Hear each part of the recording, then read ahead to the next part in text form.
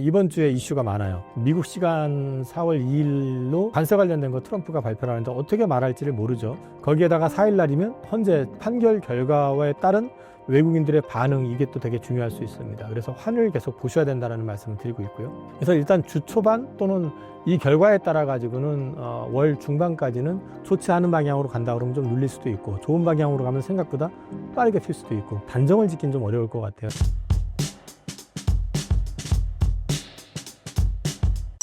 안녕하십니까.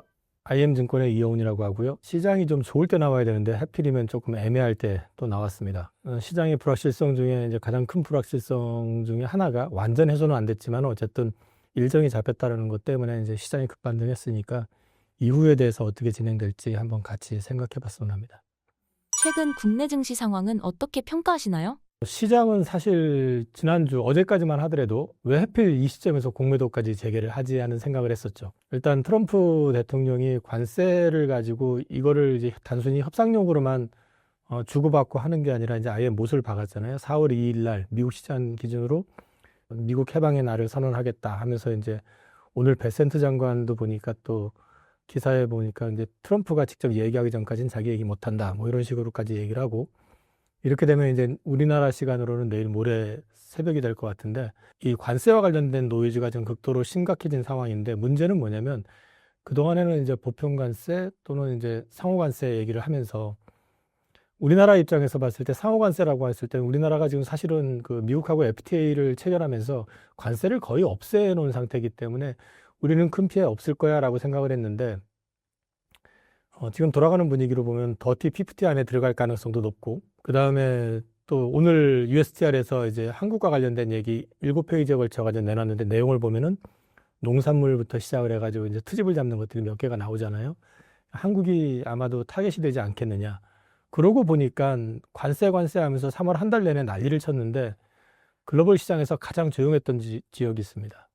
그 지역이 중국입니다. 왜 중국이 조용하냐? 지금 트럼프 1기 때하고 비교해 보면은 미국으로의 수출도 많이 줄었고요. 그 다음에 또 실제로 보면은 그 수출 비중 자체가 그 미국 쪽으로 나가는 거는 한 10몇 프로 정도밖에 되지 않아요.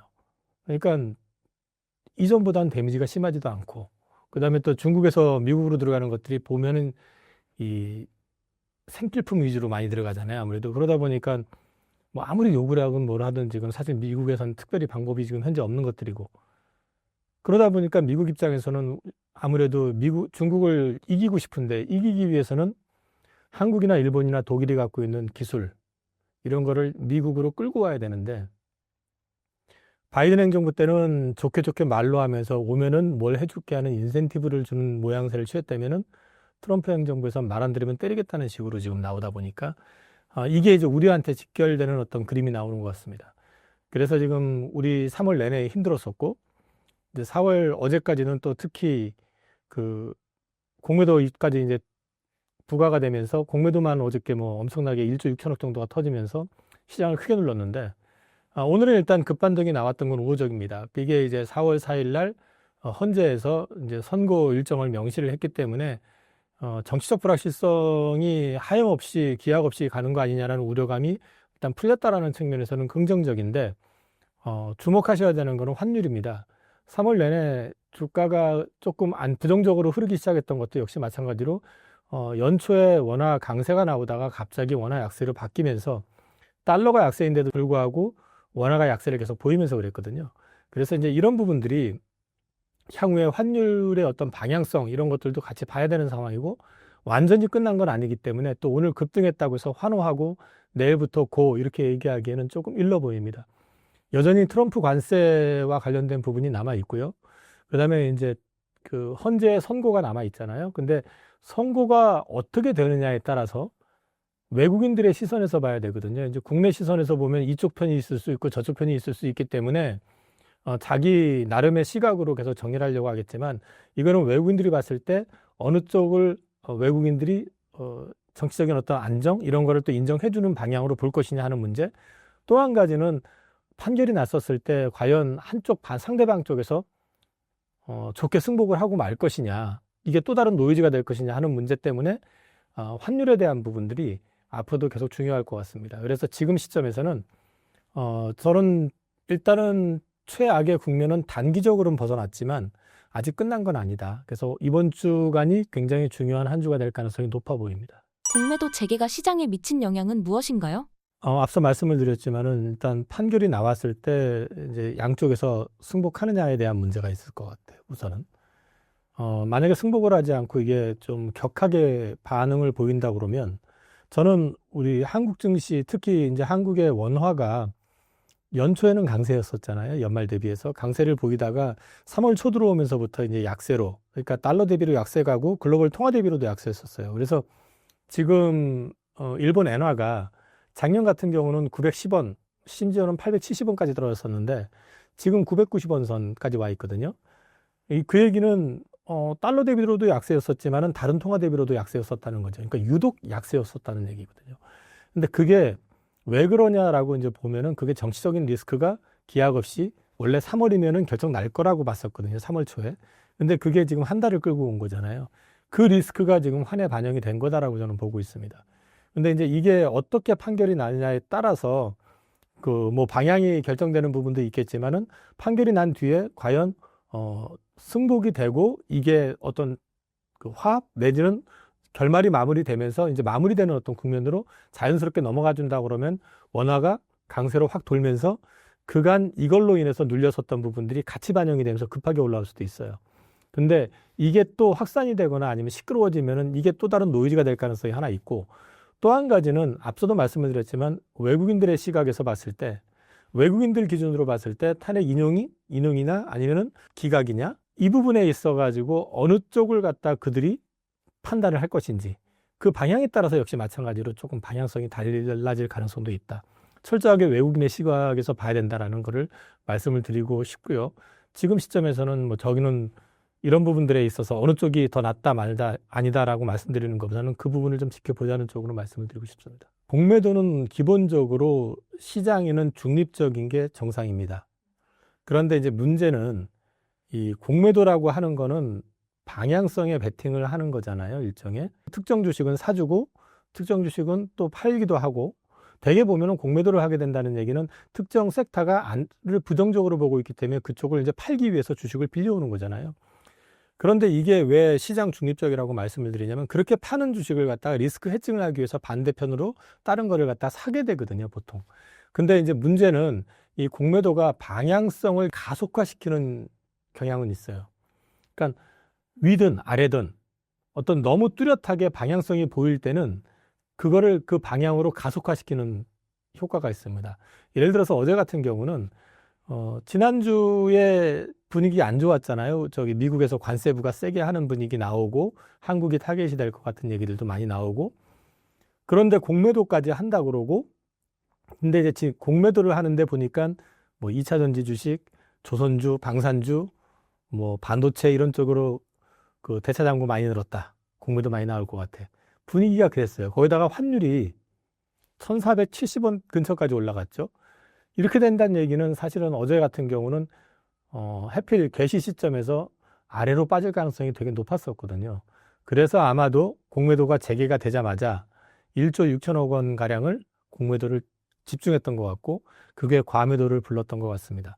그래서 어저께 보여준 현상이 다시 말씀을 드리면은 이게 시장이 어떤 방향성이 보일 때는 아래든 위든 간에 그쪽으로 빠져야 될 때도 심하게 더 빠지게 하고 반대로 올라갈 때는 또 심하게 올라가게 하는 그 대표적인 예가 과거에 2차 전지가 2년 전이었나 3년 전에 그 공매도 숏 스퀴즈 터졌을 때 그 얘기는 뭐냐면은 이거 분위기 보니까 공매도 쪽이 워낙에 많고 더 이상 공매도를 찾을 수가 없는 상황이고 개인 투자자들이 엄청나게 많이 사들어온 상황이다 보니까 잘못하면 당하겠다 싶으니까 공매도를 첫전 쪽에서 먼저 한 군데서 그거를 상환하기 위해서 사버리니까 누가 샀대더라 하면서 이게 승수 효과가 나오면서 쫙 올라갔었잖아요.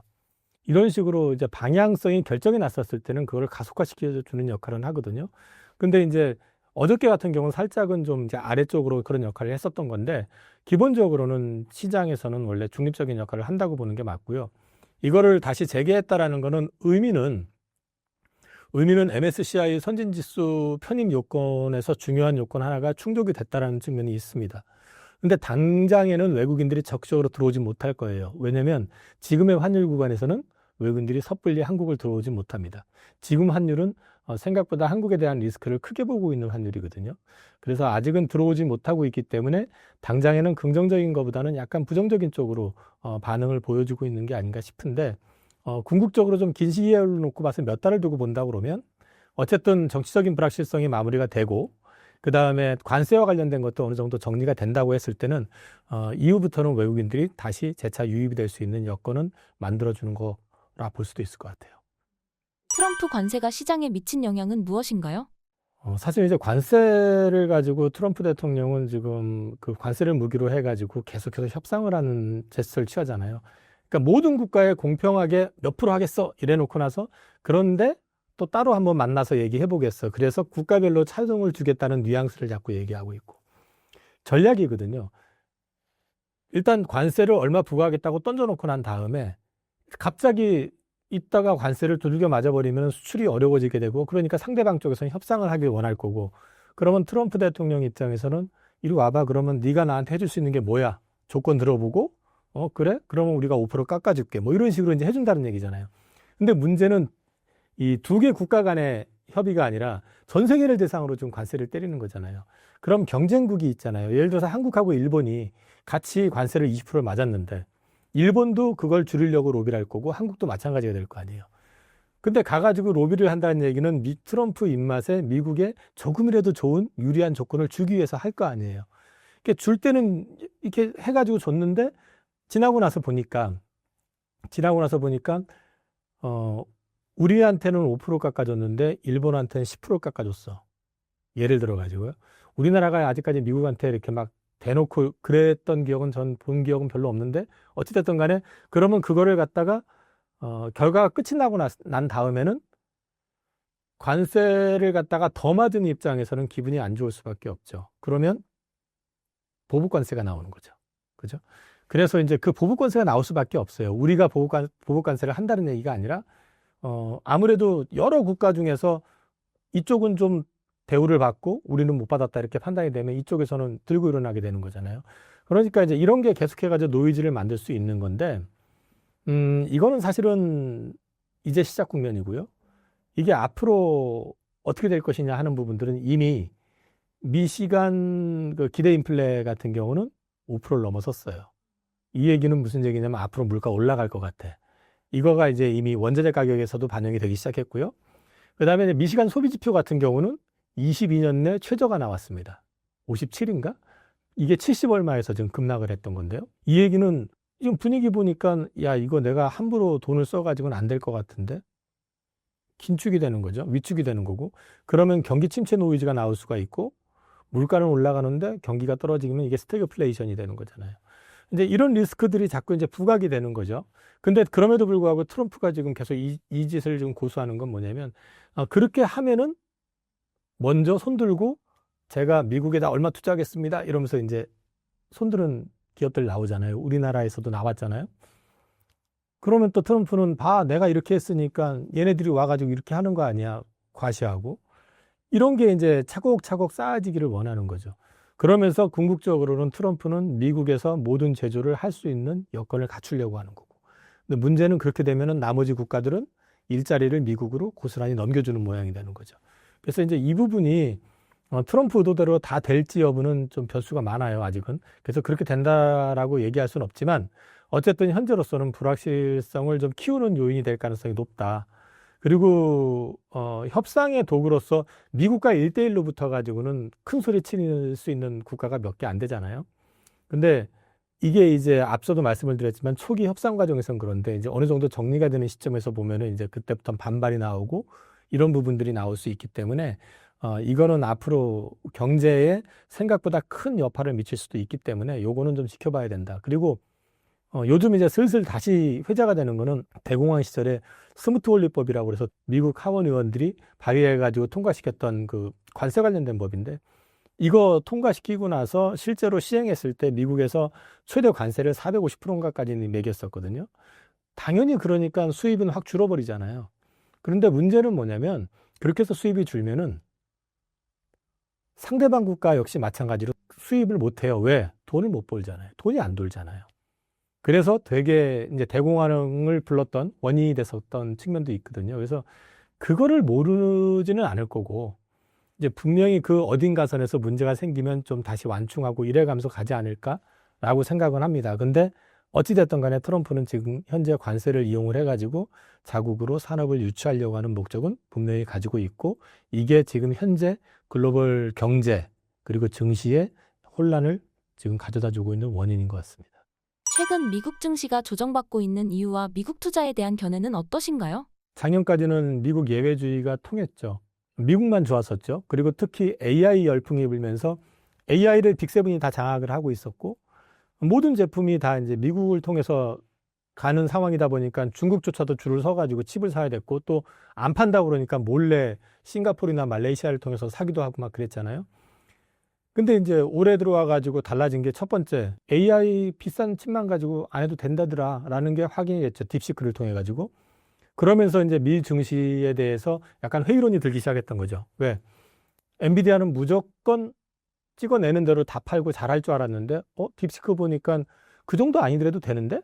또 심지어 요즘은 화웨이나 이런 쪽에서 자체 칩을 만들어 가지고 한다는데, 이렇게 되니까 이제 엔비디아의 어떤 성장성, 향후 지속성에 대한 부분에서 퀘스천이 붙었고, 이걸 가속화시킨 게 마이크로소프트가 데이터 센터 임대 계약 관련된 거를 이제 몇 개를 취소를 하면서 다른 얘기를 하는데도 어쨌든 시장에서 의심을 하고 보니까 이제 그 의심이 점점 쌓이기 시작한 거고, 그 다음에 미국이 이제 독주를 하겠다, 미국만 가겠다라고 얘기를 하면서 유럽에 주둔하고 있는 미군의 철수 얘기도 끄집어내고 하면서, 사실 그 유럽 연합 입장에서 봤을 땐 자기네들의 맹방, 우방이라고 생각했었던 미국이 요즘 슬쩍 러시아 쪽으로 손을 내미는 느낌? 그러면서 자기들한테는 갈구는 느낌이잖아요. 뭐 관세로 때리고 뭐 이러면서. 그러니까 유럽연합 쪽에서 이러다 안 되겠다, 자체 무장해야 되겠네 하면서 돈을 풀기 시작을 했고, 그래서 재정 확대에 대해서 가장 부정적인 독일까지도 이제 국방비와 관련된 부분들은 예외로 해가지고 양적 완화를 본격적으로 이제 하는 그런 모습들을 보여주기 시작을 했죠. 그러다 보니까 유럽연합 쪽에서 주가가 움직이기 시작하는데 제일 먼저 움직였던 거는 방산주들입니다. 그래서 방산주들이 굉장히 급하게 올랐고요. 그 다음에 방산주만 올라가는 게 아니라 돈이 풀리기 시작하니까 이제 사실 경제가 아직 좋지는 않지만 어쨌든 시장 전반이 따라서 올라가는 그런 그림들이 좀 나오고, 그러다 보니까 그 미국에만 투자했었던, 미국만 좋았기 때문에 미국으로만 갔던 자금들이 옆에 보니까 옆에서도 돈을 풀기 시작하네. 근데 트럼프는 더 이상 돈 풀 생각 없다고 얘기를 하고, 그 다음에 내내 올랐었으니까 몇 년 동안 내내 올랐던 그 고밸류 부담 느끼고 있는 데다가 더 성장하기가 만만치 않겠는데 하고 눈치를 딱 보고 있는데, 갑자기 중국에서 딥시크 빵 터지고, 또 이번에 이구환신 내놓고, 양회를 통해 가지고 또 소비진작책 내놓고, 유럽연합에서는 돈 풀어 가지고 국방 무장하고, 그 다음에 이제 경기 부양 얘기 나오고 하니까 그 자금들이 이탈이 되기 시작했던 거죠.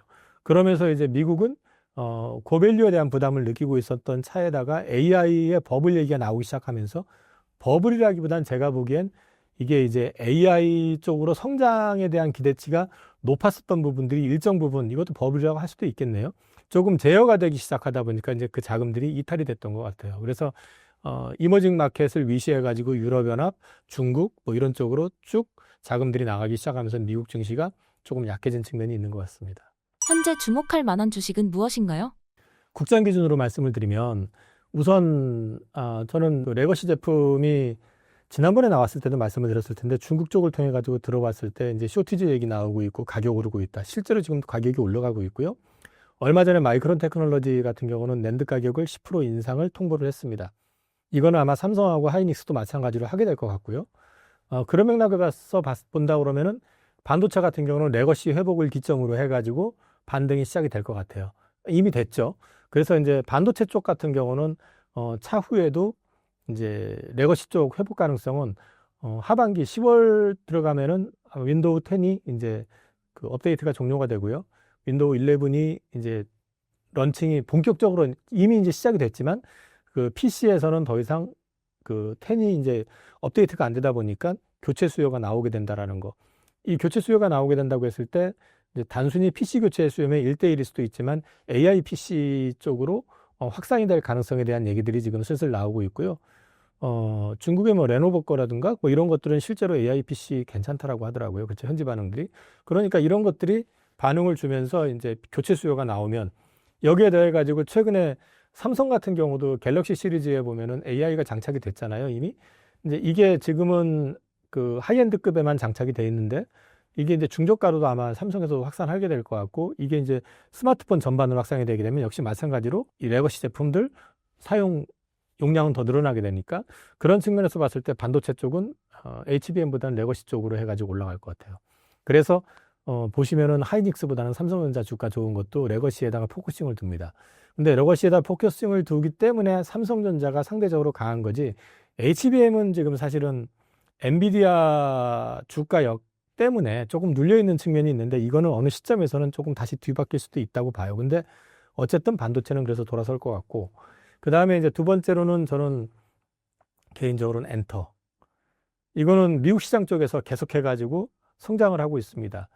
스트리밍 서비스 기준으로 했을 때 K-팝이 연평균 지금 한 40% 정도 성장을 하고 있답니다. 그러니까 틀어주는 빈도가 그만큼 늘어나고 있다는 얘기죠. 거기에 더해가지고 음반 판매 늘어나고 있고 여기에 더해서 이제 BTS 다 제대하면은 연말쯤 되면 이제 활동 재개될 거고 블랙핑크 역시 마찬가지고요.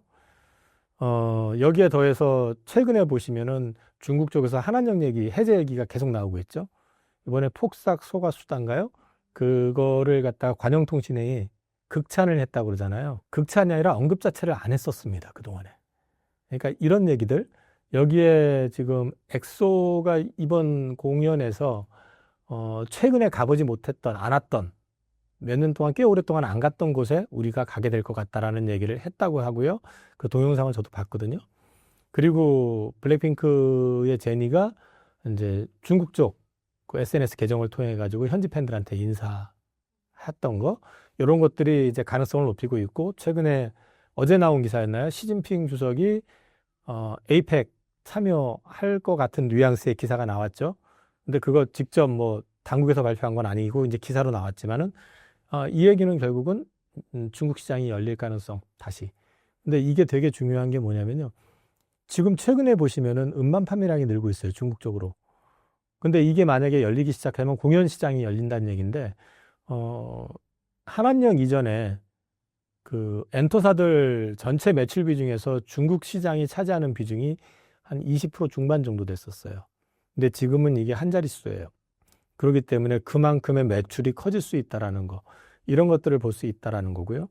그다음에 이제 세 번째로 전 보고 있는 거는 몇 년째 계속 지금 좋다라고 얘기하는 거지만 조선입니다. 조선은 USTR 쪽에서 이제 공지 띄웠던 그 중국에서 만든 배라든지 중국 국적사 선사들 이제 미국에 항구에 입항했을 때 뭐 수수료 부과한다라는 거, 페널티 부과하는 거, 또 미 해군 부활 프로젝트 관련된 거, 미국 LNG 프로젝트와 관련된 이 부분들이 매칭이 돼 있거든요. 이것들이 한꺼번에 지금 진행이 되는 구조이다 보니까 얼마 전에 며칠 전이죠.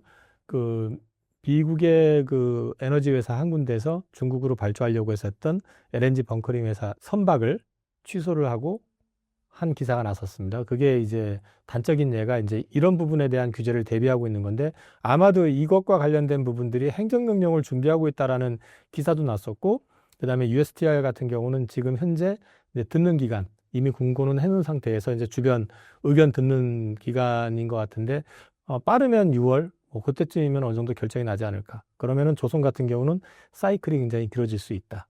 그런 긍정적인 측면이 있어 보입니다. 그 외에 저는 바이오는 글로벌화되는 플랫폼 위주 기업으로 해서 좋아질 것 같고요. 지금 현재는 관세 때문에 두들겨 맞고 있지만 현대차 그룹 역시도 저는 지배구조 개편 가능성은 계속해서 보셔야 될 것 같습니다. 올해 개인 투자자들의 상반기 투자 전략은 어떻게 세워야 하나요? 1월, 2월 달은 시장 트렌드에 맞춰서 하게 되면은 다 순환매가 돌아가지고 다 올랐어요. 웬간한 거 사놓으면 올라가고 하는 패턴이었는데 3월 들어서면서 제가 지난달에 아마 약간 난이도가 좀 올라가는 그림이 나올 것 같다라는 말씀을 드렸었고요. 지금 현재 시점에서는 오늘 4월 1일이니까 기점으로 봤을 때는 이번 주에 이슈가 많아요. 미국 시간 4월 2일로 관세 관련된 거 트럼프가 발표를 하는데 어떻게 말할지를 모르죠. 생각 이상으로 세게 말할 수도 있고 우려를 잔뜩 하고 있었는데 생각보다 덜 할 수도 있는 거니까. 거기에다가 4일 날이면 헌재 이제 판결이 나오잖아요. 그 판결 결과에 따른 외국인들의 반응, 이게 또 되게 중요할 수 있습니다. 그래서 환을 계속 보셔야 된다는 말씀을 드리고 있고요. 그래서 일단 주 초반 또는 이 결과에 따라 가지고는 월 중반까지는 좋지 않은 방향으로 간다 그러면 좀 눌릴 수도 있고, 좋은 방향으로 가면 생각보다 빠르게 튈 수도 있고, 그런 상황이기 때문에 지금 시점에서는 단정을 짓긴 좀 어려울 것 같아요. 양쪽을 다 열어놓고 지켜봐야 되는 상황이고, 이 와중에 어떻게 해야 되느냐 하면 일정 부분은 현금은 갖고 계셔라. 많이 튄다 하더라도 욕심을 좀 덜면 되는 거고, 오히려 반대 상황이 나왔을 때는 현금을 갖고 있으면은 오히려 좀 싸게 살 기회를 가져갈 수도 있기 때문에, 그거는 저는 일단은 아직은 현금을 풀베팅할 때는 아니다. 그 정도 말씀드릴 수 있을 것 같습니다. 삼성전자 주가가 5개월 만에 6만 원대를 회복한 배경이 무엇인가요? 제가 삼성전자에 대해서 안 좋은 얘기만 하다가 2월 들어와가지고 제가 이제 스탠스를 좀 바꿨었고요. 바꾸면서 얘기했던 거는 중국 얘기를 했었습니다. 이구환신 정책 때문에 처음으로 스마트폰까지 이제 보조금을 주다 보니까 스마트폰 교체 수요가 생각보다 빨리 일어나고 있다. 그래서 지금 이제 DDR5라든지 이런 쪽은 쇼티지 나고 있다. 그래서 레거시 가격이 올라가면서 레거시 쪽 회복되는 그림 나올 것 같습니다라는 말씀을 드렸고, 그게 실제로 나타났고요. 이게 양회에서도 마찬가지로 이제 소비 진짜책을 추가로 발표를 했고요. 최근에도 보시면은 레거시 제품 가격은 계속 오르고 있습니다. 여기에 이제 웨스턴 디지털을 기점으로 해서 키옥시아하고 마이크론이 가격 인상을 지금 낸드 쪽에서 단행을 했고요. 하이닉스, 삼성 역시 마찬가지로 가게 될 것 같고요. 그러면은 지금 이 가격 인상을 키옥시아하고 마이크론 같은 경우는 고정가와 관련된 거지만, 그 이전에는 사실 고정가가 아니라 현물 가격 위주로 이제 반등을 했었던 건데, 이제 고정 가격이 그래서 2분기, 3분기 되면서부터 오르기 시작할 것 같습니다. 이 얘기는 1분기가 그 레거시 제품 기준으로 봤을 땐 실적이 바닥일 가능성이 높다. 그리고 이제 3월 하순 들어오면서 갑자기 삼성전자가 강하게 올랐었어요. 3월 말을 기점으로 해가지고 공매도를 앞두고 상대적으로 주가 밸류가 편했었던 삼성전자 쪽으로 이제 롱 베팅이 좀 들어왔었던 것 같아요. 그리고 이제 그런 것들이 영향을 받아가지고 삼성전자가 좀 강하게 올랐었던 측면이 있고, 여기에 대해 가지고 이재용 회장이 그동안 말씀을 거의 안 하시다가 갑자기 사직생 발언을 했었죠. 근데 이게 그 뭐 어느 정도 효과가 있는지 여부를 떠나가지고 그동안에 침묵하고 있다가 첫 마디가 이제 사직생에 대한 발언을 했다라는 게, 이제 시장에서는 과거에 고 이건희 회장님이 이제 프랑크푸르트 선언하셨던 그런 어떤 뉘앙스를 기대했던 것 같습니다. 그래서 그런 기대감도 일정 부분 반영이 되면서 삼성전자 주가가 상대적으로 좀 강세를 보였던 것 같습니다. 최근 이재용 회장의 사직생 발언의 의미는 무엇인가요? 제가 이제 기사를 캡처를 했는데요. 여기에 이제 쭉 보시면은 삼성다운 저력을 잃었다. 사직생의 각오로 위기에 대처해야 된다. 이제 이런 뉘앙스로 이제 주문했다고 돼 있는데, 여기에 지금 언급한 걸 보시면은 21세기를 주도하며 영원할 것 같았던 30대 대표 기업 중 24개가 무대에서 밀려났다. 그만큼 절박하다라는 얘기고, 삼성 역시도 사실은 주도했던 반도체 글로벌 리더였었는데 지금 리더 자리는 뺏겼잖아요. 어쨌든. 이제 그런 부분들을 이제 코멘트 한 거라고 봐요. 그래서 이제 이 부분에 있어서 결국은 핵심은 뭐냐면 기술적 리더십을 상실한 거죠. 그래서 이제 첫째도 기술, 둘째도 기술, 셋째도 기술이다라고 이제 강조했다고 하니까 되게 원론적인 발언이죠. 원론적인 발언인데 오늘로서 첫 공식 발언이라는 점, 이게 이제 포커싱이 된 건데, 조금 아쉬운 거는 제가 그 이건희 회장님 프랑크푸르트 선언 하셨을 때 받았던 느낌은 충격이었거든요. 마누라와 자식만 빼고 다 바꾸라, 이제 이렇게 아예 대놓고 말씀하셨었기 때문에, 그만큼 삼성의 어떤 체질 개선 이거를 굉장히 세게 말씀하셨고, 실제로 구미 공장에서 스마트폰을 500억 원어치를 불태워 버렸었단 말이에요. 불량품 없앤다고. 그런 거 대비해서는 그렇게 저는 강하다라는 느낌은 아니었었어요. 솔직히 좀 더 세게, 좀 더 적극적인 어떤 그런 모습을 보여줬으면 어땠을까 하는 발언이라도 시장에 확 와닿게, 그런 아쉬움이 좀 있는데, 그렇지만 일단 이렇게 한 다음에 최근에 지금 보시면 그 삼성그룹이 전자가 좀 경영진단을 받고 있거든요. 여기서 이제 뭔가 결과물이 나오면 거기에 따라서 이제 굉장히 센 어떤 액션이 나올 가능성이 있다. 두 번째는 이재용 회장이 직접 중국을 방문했죠. 보아우 회담에 참석을 했고 시진핑 주석을 접견을 했고요. 그리고 BYD와 샤오미 회장을 직접 만나러 갔습니다. 근데 옛날 같으면 이재용 회장이 둘을 만나러 가는 게 아니라 둘이 이재용 회장을 만나러 왔을 텐데 지금 상황이 좀 바뀌었다라는 좀 아쉬움은 있지만 또 한편으로는 그만큼 이재용 회장이 발로 뛰고 있는 거 본인 오너로서 본인의 어떤 절박감 이런 것도 좀 표현해주는 그 모습이 아니냐 그런 측면에서 의미가 있어 보입니다. 그리고 동시에 여기서부터 이제 향후에 보셔야 되는 거는 경영진단이 나올 것이고 어떤 방향의 결정이 났었을 때 이때는 이제 이재용 회장을 바라보게 될 것이고 그러면은 오너로서 그룹 장악력이 어느 정도 되는지를 테스트하는 무대가 될 가능성도 있다. 그래서 그 부분은 지금 당장의 내용보다는 앞으로 나올 걸 더 지켜보셔야 될 것 같습니다. 최근 이재용 회장의 중국 관련 적극적 행보가 의미하는 바가 무엇인가요? 우선 그 현대차 정의선 회장은 미국을 가서 백악관 앞에서 기자회견을 했잖아요. 우리가 210억 달러를 투자하겠습니다. 막 이러면서. 근데 이재용 회장은 중국을 갔습니다. 그 차이가 뭐였겠냐 이제 먼저 보시면 미국을 가가지고는 현재 삼성이 할 수 있는 게 별로 없어요. 자, 파운드리 사업 같은 경우도 빅7, M7이라고 하는 쪽이 전부 TSMC하고 거래하고 있죠. 그리고 미국 가가지고 지금 뭐 레거시 디램을 파는 그런 상황도 아닌 거고. 그럼 현실적으로 봤을 때 지금 삼성에서 주력을 해야 되는 시장은 중국입니다. 그리고 만난 사람이 아까 샤오미하고 BYD였잖아요. 전기차. 그래서 아마도 사업적 협력 파트너 구축을 하기 위해서 방문을 했었던 것 같고 아마 차량용 반도체 쪽으로 해가지고 포커싱을 하고 또는 거기에 전장 사업 관련된 사업 부분이 많거든요. 반도체뿐만 아니라 디스플레이도 전장에 들어가죠. 여기에 더해가지고 배터리도 만들죠. 또 스피커, 하만, 그죠? 그렇기 때문에 이제 자동차 업체 쪽으로 포커싱을 해가지고 집중적으로 이제 공략을 들어간 거 아니냐 싶고요. 저는 이게 가장 실리 있게 잘 한 거라고 저는 생각을 합니다. 개인적으로는.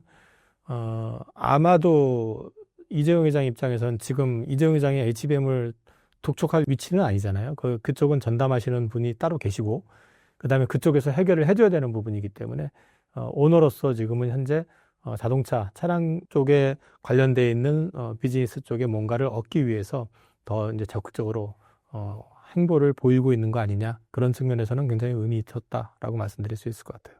HBM4 시장에서는 삼성전자의 활약을 기대할 수 있을까요? 삼성전자는 HBM4를 얘기하기 전에 이게 3 쪽 퀄 테스트 통과가 먼저 돼야 돼요. 오늘도 기사가 나왔던데, 일단 은근히 지금 얘기하는 건 한 6월 정도를 기대하고 있는 것 같습니다. 그리고 최근에 뭐 감사를 받았고 감사에서도 긍정적인 평가를 받았다 이런 얘기들이 지금 나오고 있는데 이게 지금 3 버전으로 했을 때 8단은 이미 하이닉스하고 마이크론은 납품이 시작이 된 상태잖아요. 완판이 돼 있는 상태예요, 사실은. 근데 삼성은 이제 지금 테스트를 받고 있는 입장이기 때문에 HBM4를 얘기하기는 너무 일러요. 아직은 먼 얘기고 지금은 3를 일단은 해야 되는 거고 심지어 지금 하이닉스 같은 경우는 12단 샘플도 지금 제공을 했어요. 그렇기 때문에 지금 너무 그 4를 얘기하는 거는 좀 섣부른 것 같은데 최근에 이제 삼성전자 같은 경우는 작년 말에 일단 반도체 설계를 바꿔버린다. 그래서 1A 버전으로 있던 걸 1C 버전으로 해가지고 만들고 그거를 HBM4에 적용을 하겠다. 그래서 기왕에 3에서는 3나 3E에서 늦어진 걸 4에서는 우리가 일거에 만에 하겠다라고 얘기를 하고 있는 건데 이 부분 관련해 가지고도 이미 하이닉스 같은 경우는 4와 관련된 이제 샘플이나 이런 것들이 지금 제공이 되고 있는 상태로 알고 있거든요. 그렇기 때문에 삼성은 어쨌든 최대한 따라붙어야 되는 입장인 거지 삼성이 지금 당장에 이것 때문에 이쪽 시장을 다시 주도하고 리더십을 회복할 수 있다라고 얘기하기는 조금 섣불른 것 같고요. 그럼에도 불구하고 어쨌든 지금은 그래도 작년 대비해 가지고는 긍정적인 얘기들이 간혹 들리는 것 같아요. 좀 진심으로 이 부분에 있어 가지고 좀 대응을 하려고 하는 것 같다. 그리고 그런 맥락에서 봤을 때는 이전보다는 그래도 조금 기대해 볼 만하지 않나 싶습니다. 올해 국내 반도체 업황은 어떻게 전망하시나요? 레거시는 2분기부터 회복할 것 같아요. 그래서 이제 실제로 이제 실적도 2분기부터는 반도체 실적이 더 좋아지는 분위기가 나올 것 같고요. AI PC로 이제 교체 수요 아까도 잠깐 말씀을 드렸는데 이거는 결국 PC 가격이 얼마만큼 떨어져 주느냐. 뭐 가격이 너무 터무니없이 비싸면은 교체 주기가 왔다 하더라도 섣불리 바꾸진 못할 거 아니에요. 그리고 또 이제 AI 쪽에서 소프트웨어 뭐 요즘 그 챗GPT 통해 가지고 지브리 스타일로 뭐 바꿔주고 뭐 이런 것들 많이 나오잖아요. 저도 해봤거든요. 재밌더라고요. 근데 뭐 그걸 떠나 가지고 저도 이제 챗GPT라든지 그록이라든지 이런 걸 통해 가지고 궁금한 거 한번 질문을 해보고 어떻게 답변 나오는지 보는 걸 이제 해보는데 제가 한 3, 40분 이상 끙끙거려야 되는 걸 갖다가 뭐 순식간에 이렇게 쫙 뽑아주고 하니까 괜찮더라고요. 근데 이제 문제는 이거를 단순히 뭐 서류 작업 이런 측면이 아니라 이게 이제 비즈니스 영역으로 확장이 되려고 그러면 소프트웨어가 좀 더 완성도도 높아야 될 거고 더 많은 부분들이 나와야 될 거 아니에요. 이제 그거에 따라서 아마 AI PC 도입의 속도가 좀 달라질 것 같아요. 근데 이제 그게 빨라지면은 생각 이상으로 사이클이 좋아지는 그림이 나올 거고 생각보다 이렇게 빠르지 않으면은 좀 완만해질 것 같고 HBM 같은 경우는 삼성전자가 변수인데요. 엔비디아 향으로 해가지고 본격 참여 여부에 따라서 이제 그 캐파는 이미 공급과인 상태예요. 캐파 자체는. 근데 이제 납품이 안 되니까 납품이 아무래도 덜 되다 보니까 이제 그런 부분에서 쇼티지가 나오고 하는데 요거는 삼성이 얼마만큼 엔비디아 향으로 물건을 빨리 내놓을 수 있느냐, 나가게 할 수 있느냐 하는 부분이 변수가 될 것 같은데 일단 올해는 큰 변수는 없을 것 같고요. 아마도 혹시 변수가 나온다고 그러면 내년 그때 이후에 삼성이 HBM4에서 얼마만큼 빨리 따라붙느냐 이런 것들이 이제 변수가 될 것 같습니다. 그래서 종합적으로 말씀을 드리면 1분기는 반도체 사이클에선 저점일 것 같고요. 2분기, 3분기는 계속적으로 상승의 흐름을 보일 것 같습니다. 제2의 딥시크가 쏟아지고 있는 상황에서 한국의 AI 미래는 어떻게 전망하시나요? 딥시크가 준 이제 효과, 긍정적인 거는 사실 한국은 딥시크 나오기 전까지만 해도 AI는 포기했었어요. 네이버에서 소버린 AI를 한다고 하면서 만들었는데 그거에 대해서 클로바엑스가 평이 좋지는 않았잖아요. 그래서 그것도 좀 문제가 있었고 뭐 여러 가지 면에서 한국은 거의 AI에서는 끝났다라는 분위기가 많았는데 딥시크가 나오면서 내용을 보니까 엔비디아의 최고 사양이 아닌데 제한된 칩을 가지고 저렇게 만들어낼 수 있다면 우리도 할 수 있잖아 하는 게 정서적으로 이제 확산이 됐던 거고 그러고 난 뒤에 갑자기 뜬금없이 LG가 뭐 엑사원에서 DB라고 하는 게 이제 굉장히 오히려 그 딥시크보다 수능에서는 수리 영역에서 더 앞섰다 뭐 이런 얘기도 나오고 뭐 너도 나도 또 이제 AI 하겠다 이렇게 나온 거잖아요. 그런 맥락에서는 굉장히 동기부여가 굉장히 강하게 된 거니까 긍정적으로 볼 수 있고요. 또 최근에 보면 네이버의 창업주인 이해진 CEO는 아니지만 복귀를 했죠, 이분이. 다시 네이버 역시 마찬가지로 AI 쪽에서 굉장히 강한 드라이브를 걸겠다라는 의지를 표명을 한 상태입니다. 그래서 이제 최근에 나온 기사를 보면은 그 영상 읽고 추론하는 AI를 네이버도 지금 개발을 해서 챗GPT 4V하고 맞먹는 어떤 수준의 제품을 지금 개발을 했다라고 얘기를 하지만 아직까지는 뭐 우리가 앞선다 이렇게 얘기할 수는 없고요. 그 다음에 중국은 딥시크 말고 마누스라고 하는 것도 나왔거든요. 마누스 안 보셨죠? 근데 저는 마누스 한번 해봤거든요. 이건 딥시크보다 더해요. 이거는 그래서 이제 제가 드리고 싶은 얘기는 우리한테도 이 가능성은 분명히 줬다. 그리고 가능성을 줬기 때문에 우리나라 기업체들 뿐만 아니라 정부 역시 마찬가지로 이 부분에 있어 가지고는 적극적인 투자를 진행할 걸로 저는 기대하고 있고 그러면 우리나라 자체 AI도 소버린화되는 거를 그렇게 멀지 않은 시간에서 가져갈 수 있지 않을까. 네이버하고 카카오가 우리 포탈을 우리가 갖고 있다라는 게 사실은 우리가 느끼지 못해서 그렇지 굉장한 힘이거든요. 그런 맥락에서 봤을 때 AI 역시 마찬가지로 우리 주권을 가져야 된다는 측면에서 봤을 때는 앞으로도 계속해가지고 지켜봐야 될 거고 응원해줘야 될 것 같습니다.